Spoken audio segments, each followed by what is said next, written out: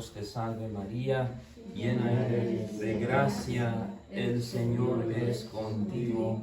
Bendita tú eres entre todas las mujeres, y bendito es el fruto de tu vientre, Jesús. Santa María, Madre de Dios, ruega por nosotros pecadores, ahora y en la hora de nuestra muerte. Amén. En Ezequiel capítulo 19, versículos 24 en adelante, escuchamos ya en el Antiguo Testamento como el Nuevo Testamento. Y algunos dicen que el Antiguo Testamento se veía un Dios malo, un Dios severo, un Dios sin misericordia, pero menos mal el Nuevo Testamento, Dios es amor y paz y gozo. Pero la verdad es, como dice Hebreos, creo que es capítulo 13, que Jesús, que Dios es el mismo, ayer, hoy y siempre. Y desde el comienzo siempre Dios ha tenido un plan de misericordia, un plan de amor, un plan de reunir con nosotros. Y a veces pasa lo mismo en nuestro proceso, que podemos parecer como esto es algo difícil, algo que causa dolor, una dificultad, pero nos invita el Señor siempre a confiar en Él. Como decía Padre Meguiro, siempre me aseguro diciendo, por algo será, Dios es amor, es Él amándome.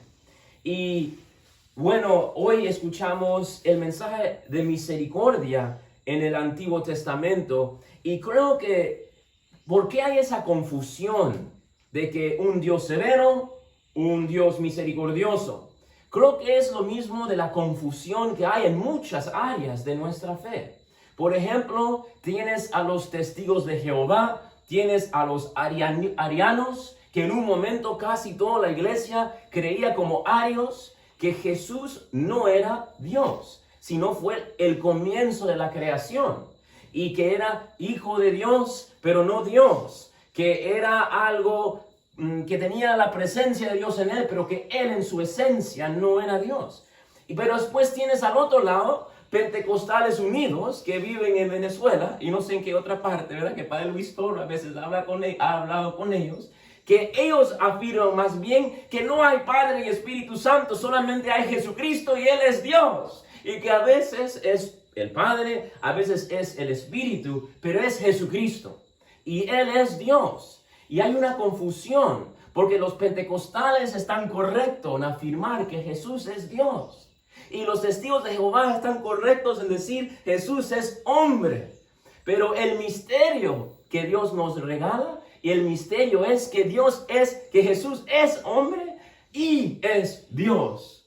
Hay citas en la Biblia que pone a Jesús como hombre. Tenía hambre. Lo que se puso en su camino se lo comía. Pues es hombre. Murió en la cruz. Es hombre. Pero también tiene citas en la Biblia, como Colosenses, que dice la plenitud de Dios residía en él. Tienes a Jesús decir en Juan 8, 3 veces, yo soy. No del programa de televisión, yo soy, ¿no? Sino Yahweh, yo soy. Tiene citas que afirma que Él es Dios. Tiene citas que afirman Él es hombre. Y lo que es de alguna manera fácil y de alguna manera imposible penetrar es que es ambos. Entonces, es Dios y es hombre en su plenitud. Listo, fácil, pero a la misma vez incomprensible, ¿verdad?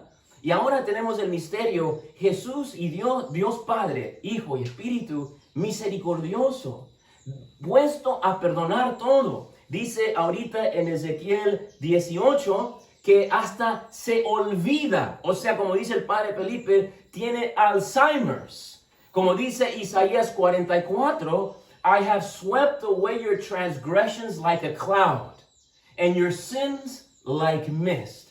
He barrido tus pecados como una nube, tus transgresiones como un rocío. Isaías 1, 16 al 20, aunque tus pecados sean rojos como el escarlata, yo lo haré blanco como la nieve.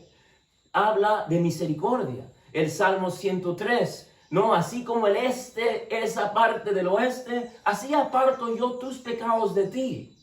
Pero a la misma vez, Dios es severo. Dios es con la justicia, es justo.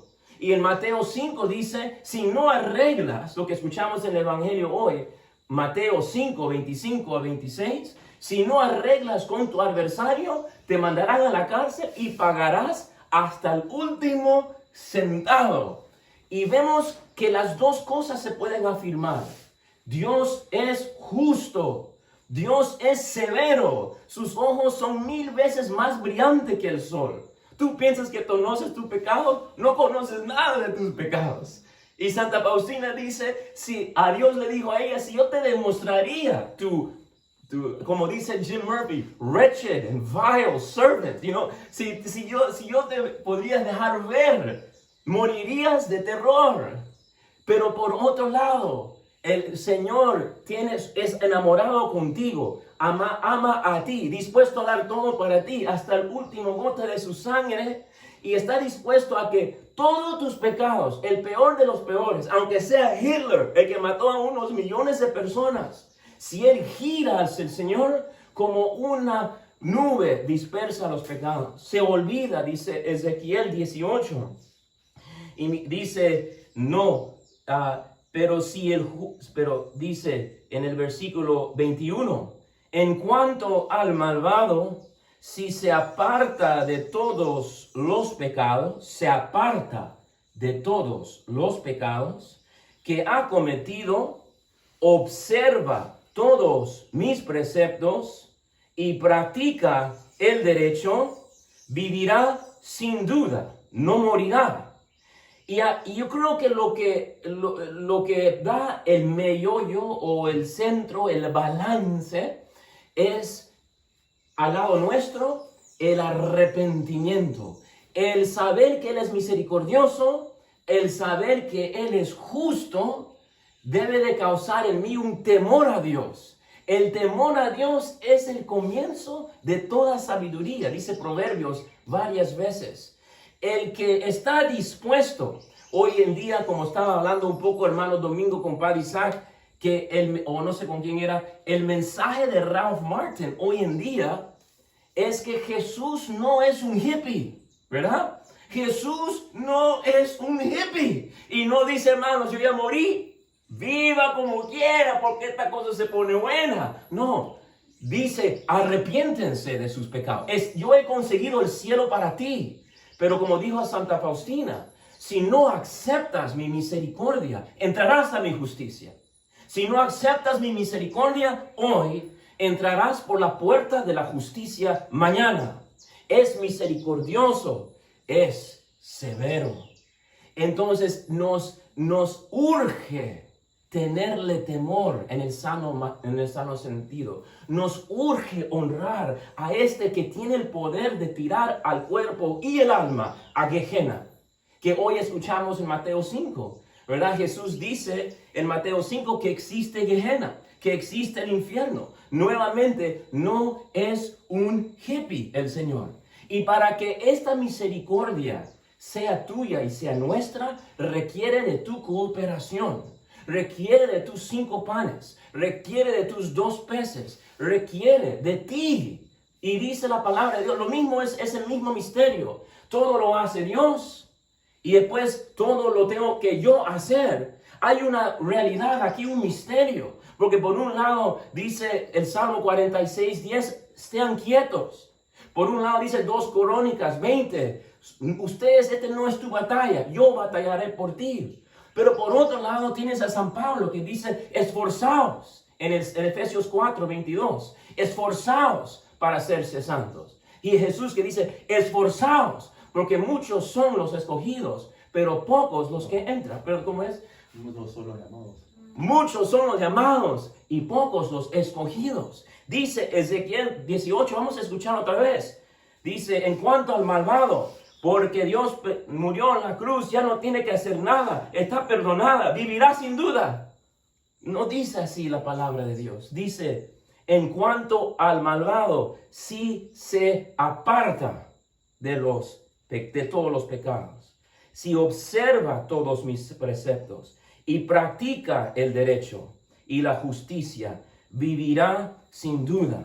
Entonces, el mismo misterio, como dijo San Ignacio de Loyola, trabajar como si todo dependiera de ti, pero orar como si todo dependiera de Él.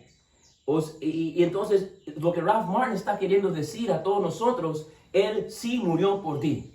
Él sí está dispuesto a que, como dice Ezequiel 19, ni me acuerdo lo que has hecho. Cuando Santa Margarita de Alacoque quería que un sacerdote sea su director espiritual, ¿verdad? El padre tenía un poco de reserva porque esta señora supuestamente veía a Jesús y le dijo, pregúntale a Jesús cuál fue mi último pecado en la confesión. Nadie lo puede saber, ¿verdad? A no ser que el padre lo divulgó, pero no. Y entonces cuando regresa la próxima vez, le pregunta, ¿qué te dijo Jesús? Y ella dijo, Jesús me dijo, me olvidé. Y aceptó ser su director espiritual. Entonces, por un lado, como dice la palabra, pero por otro lado, si no te arrepientes, por otro lado, si no vas a Él en humildad, si no reconoces a Él con humildad, pagarás hasta el último centavo. Y por eso Jesús es misericordioso. Él desea perdonar todo. Solamente girar hacia el Padre. Ya te escucho como un pueblo santo. Pero la cuestión es girar al Padre y confiar en su misericordia. Y como dice San Pablo, esforzados. Porque Él busca amigos, busca compañeros. Y entonces vemos en las Escrituras este misterio.